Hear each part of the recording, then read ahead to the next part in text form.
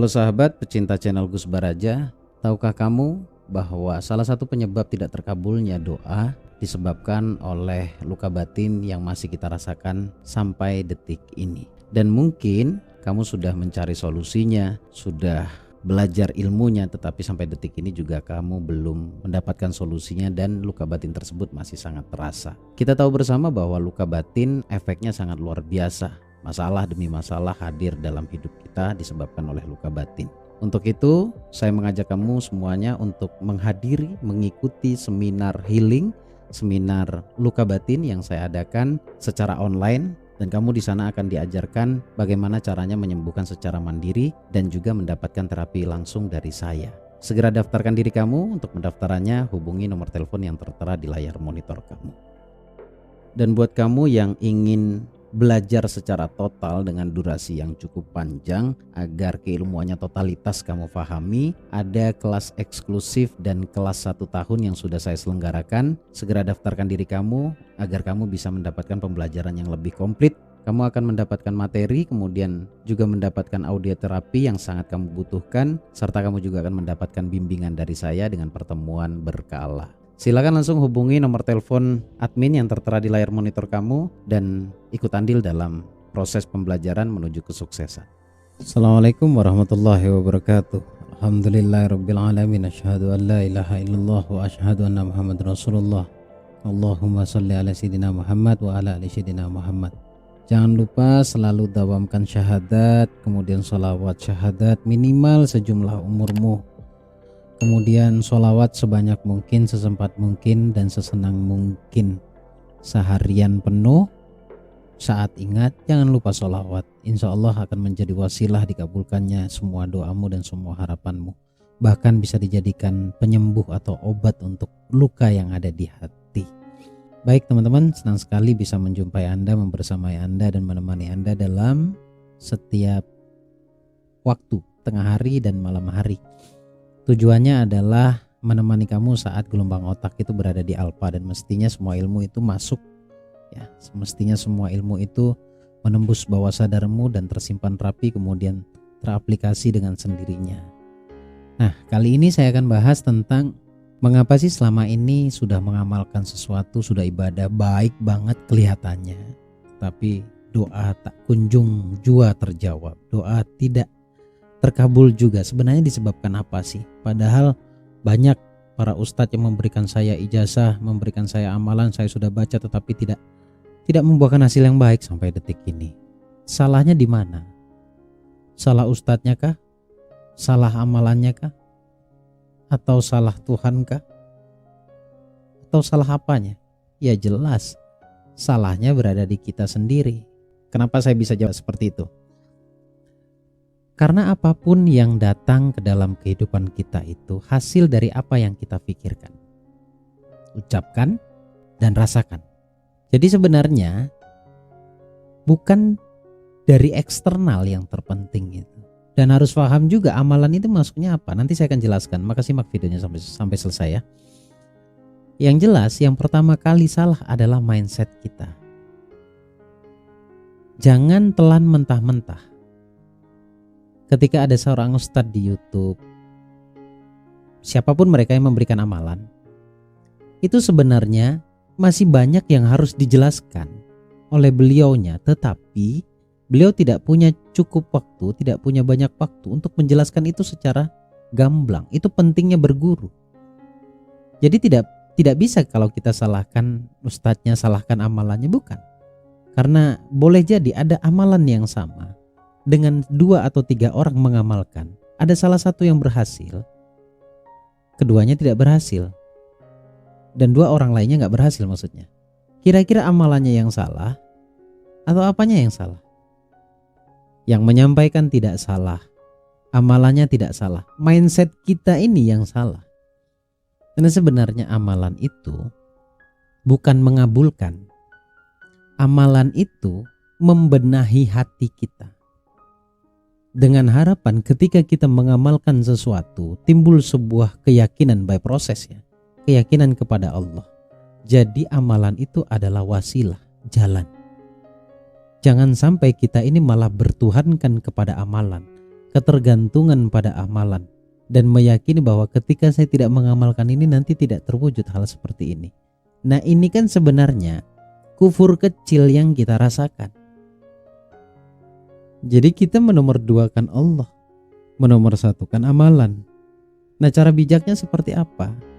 Maka ketahui, ya mungkin awalnya kita harus tahu arti dari amalan yang kita baca itu apa. Kemudian menyadari, mengerti bahwa dengan kita mengamalkan amalan yang kita amalkan, itu membuat hati kita tenang dulu, kemudian muncullah sebuah keyakinan. Bukan akan amalannya, keyakinan akan apa? Akan Allah mengabulkan doa saya. Jadi tujuannya sebenarnya ke hati.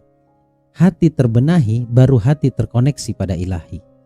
Mungkin begitu estafetnya. Nanti ilahi akan mengembalikan lagi kepada kita sesuai yang kita harapkan, yang kita butuhkan.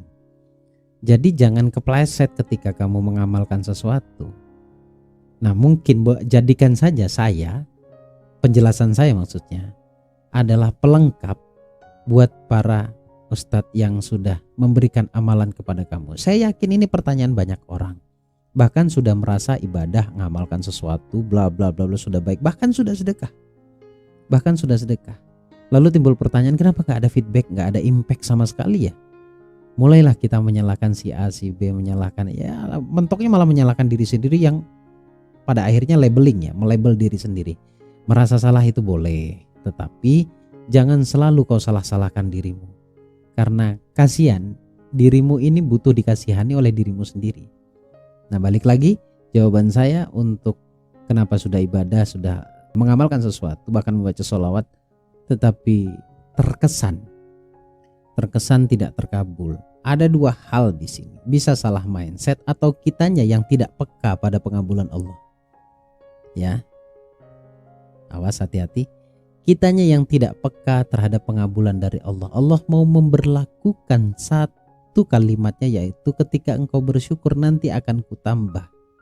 Karena doamu ekstrim, doamu besar, contoh lunas kewajiban, lalu di pikiran kita ini ketika mengamalkan kewajiban lunas, ada yang sudah diberikan kepada Allah mungkin terkesan kecil-kecil, kita mengabaikannya, lalu kita tidak mensyukurinya. Ketika kita tidak mensyukurinya, gimana Allah mau nambah?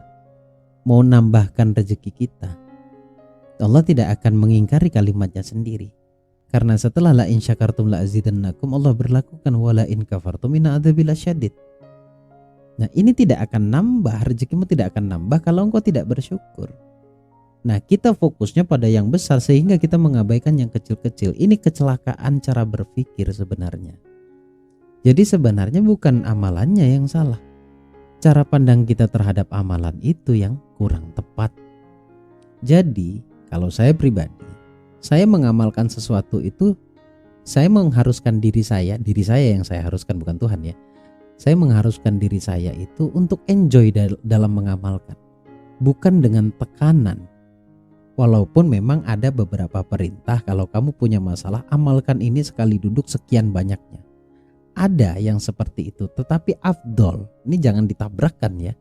Akan afdol ketika cara berpikir yang saya sampaikan tadi itu kamu tekankan dalam pikiranmu, kemudian kamu mengamalkan sesuai dengan perintah yang kamu dapat untuk mengamalkan sesuatu sekali duduk sekian banyaknya. Insya Allah ini akan menjadi percepatan. Jadi saya ini pelengkap bagi para ustadz, para kiai yang memberikan amalan kepada kamu. Saya menjadi pelengkap. Pikiranmu, hatimu harus seperti ini. Jadi jangan jadikan amalan itu seakan-akan amalan itu Tuhan. Meskipun kamu tidak merasa itu, tetapi secara pemikiran arahnya ke sana. Jadi kalau tidak mengamalkan ini tidak selesai. Kenapa saya bisa mengatakan begini? Banyak banget orang yang dulunya chatting ke saya, kalau sekarang udah enggak karena nomor WA saya sudah tidak saya cantumkan di YouTube. Dulu banyak banget yang WA ke saya. Gus, amalan yang baik apa? Semua amalan itu baik. Gus, amalan khusus untuk bebas hutang apa? Ya banyak sebenarnya. Amalan bebas hutang itu banyak. Tapi saya memberikan amalan itu adalah cara berpikir dulu. Kemudian baru amalan bil lisan. Saya pakainya Asmaul Husna. Kemudian amalan perbuatan ini juga harus laras, benar-benar memiliki atau mendesain perbuatan kita menjadi baik. Jadi sekali lagi, jangan benturkan. Saya menghidupkan pola pikirnya.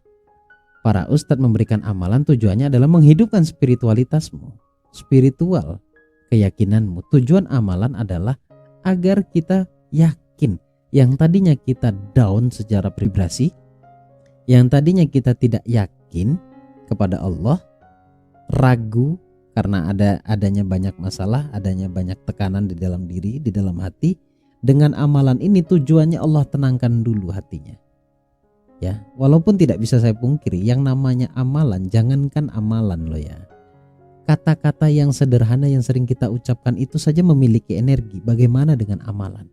Yang notabene yang saya yakini ya, amalan bagi saya itu, amalan yang baik loh ya, yang bersumber dari sumber yang baik, itu rata-rata kalam Allah. Kalaupun tidak dari kalam Allah, tidak mengambil dari Quran, itu kalam-kalamnya orang yang benar-benar sudah dekat ke Allah. Misalkan amalan yang keluarnya dari para ulama, itu luar biasa energinya. Tetapi itu tidak bisa menjadi solusi karena pola pikir kita yang tidak sehat menurut saya. Cara berpikir kita yang tidak sinkron dengan yang dimaksud oleh yang memberikan amalan.